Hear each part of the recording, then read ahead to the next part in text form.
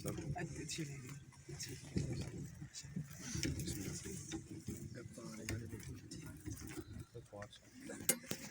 بس ٹھیک ہے، چلو بسم اللہ الرحمن الرحیم۔ آج ساری تحصیل سمانی اس مرحوم بھائی کی جدائی پہ اور اس اندوہناک واقعہ پہ افسردہ ہے اور آنکھ جو ہے شکبار ہے۔ مرحوم میرا بہترین ساتھی اور بھائی تھا۔ میں یہ سمجھتا ہوں کہ آزاد کشمیر بھر میں جہاں پرامن الیکشن ہوئے، شفاف الیکشن ہوئے، وہاں تحصیل سمانی بدنام ہوئی ہے کہ تحصیل سمانی کے اندر اس طرح کا واقعہ جو ہے وہ اس نے پوری تحصیل سمانی کو بدنام کیا ہے۔ مجھے لمبی بات نہیں کرنی، میں سب سے پہلے طلبہ یقین سے اظہار تعزیت کرتا ہوں۔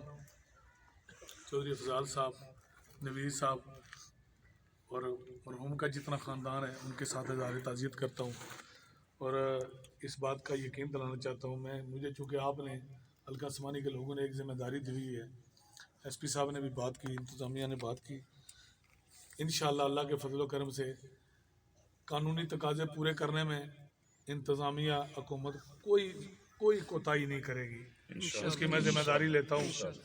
اور یہ بدقسمتی ہم سب کی بدقسمتی ہے کہ یہ اتنا دردناک واقعہ ہوا ہے جس کی وجہ سے جو نقصان ہوا ہے وہ تو تا قیامت پورا نہیں ہو سکتا۔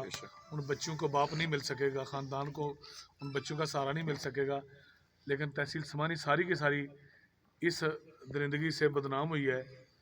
میں اپیل کرتا ہوں سارے لوگوں سے جو جیت گئے، جو خدا نہ خواستہ کسی وجہ سے ہار گئے، یہ کھیل ہے۔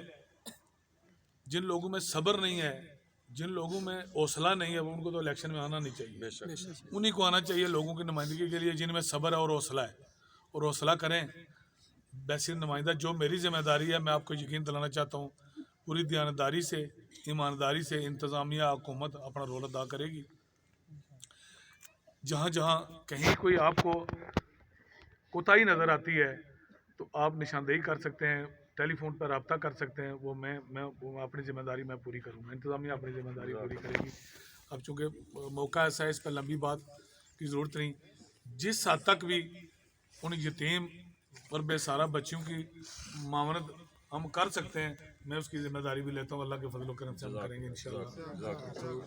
میں ایک بار پھر اظہار تعزیت کرتا ہوں۔ اللہ تعالیٰ